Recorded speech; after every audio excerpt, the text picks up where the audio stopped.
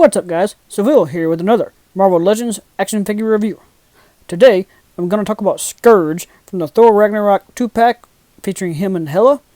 I've already talked about Hela in a previous video, which I'll link down in the description below, but I thought it would be better to save Skurge for this video, where I'm also covering other brand new figures in these 2-packs. Next on the list for this video is the other Thor Ragnarok 2-pack featuring the Grandmaster and Korg, plus I'll also do the Ant-Man and Wasp 2-pack featuring Lewis and Ghost. Now, if you can give me just a few more seconds, I'll have all 5 of these figures out of their packages.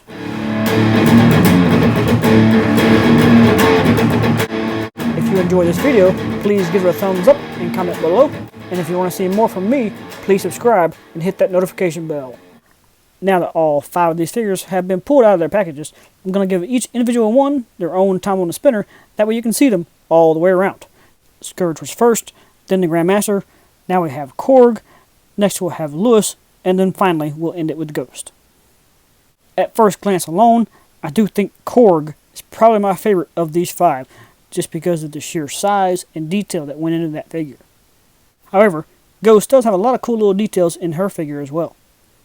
In fact, I'm going to go ahead and start the main review process with her. Although, now that I see just how much she blends into the background, I'm going to change it up a little bit just for her. I'm going to put the card backer that came in the package behind Ghost for now, and then I'll take it back out when I do the other figures. Ghost does use an entirely new sculpt that is fully detailed to cover for her containment suit.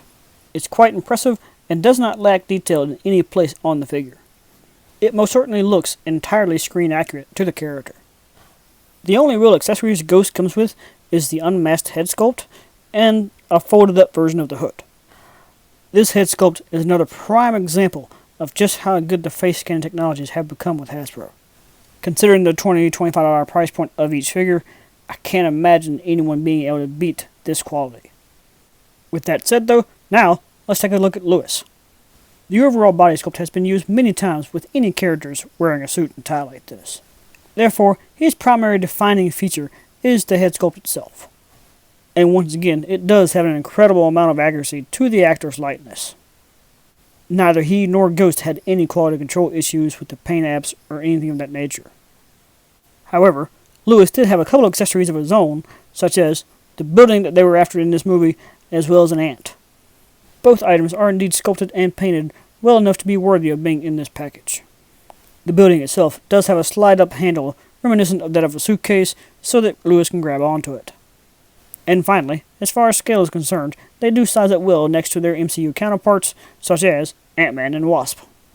Moving on to Korg now, going to take a good slow shot of both the front and back sides first, and then we'll get into all the details. Korg has lots and lots of details sculpted and painted all throughout this figure. It is definitely an all-new sculpt, and honestly, even if I didn't like the character, I'd want this figure. That's how awesome this figure is. Every single line you're seeing in the rock formations is totally sculpted details. There is no paint in between to accent them. That's simply how deep the sculpting goes. The pieces of armor are all just as detailed in all the right places. While it doesn't have as much going on as the rock formations, it's still just as awesome where it needs to be. His only accessory is the mallet, and it's kind of lacking as far as detail is concerned, at least in comparison to the figure, but it's not a bad piece at all. And now, let's take a look at the Grandmaster. While this figure doesn't have quite as much going on as Korg, it's still got plenty of detail where it matters. The primary thing that sticks out to me is the pattern in the robe that is sculpted throughout the entire piece. Plus, the way that the back folds and droops down to the floor is a pretty neat effect too. Then of course, we also have the Jeff Goldblum head sculpt, which once again nails the likeness of the actor nearly perfectly.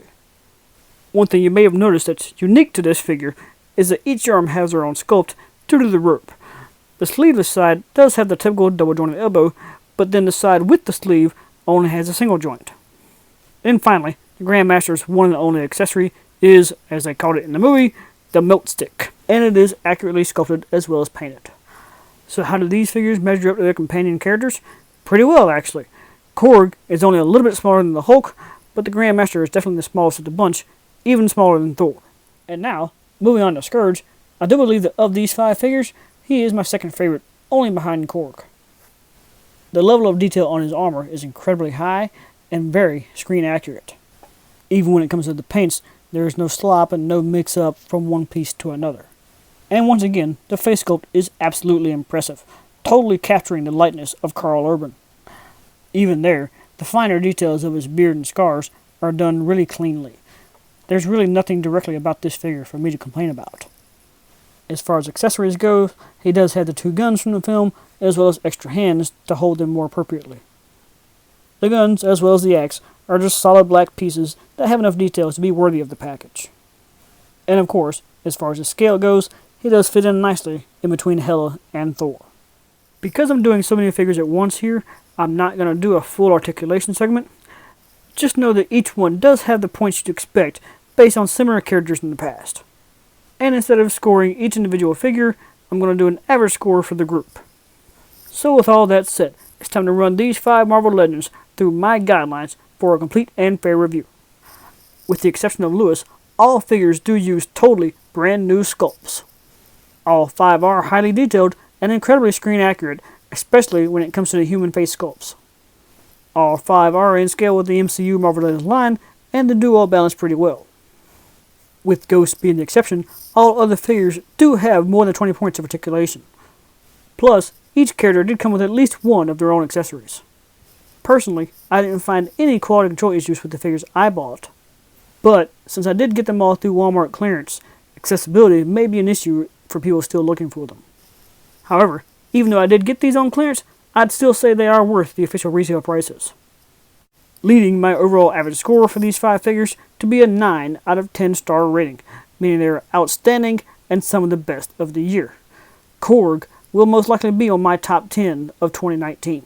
So if you're an MCU collector who has not bought these yet, I highly recommend adding them to your collection.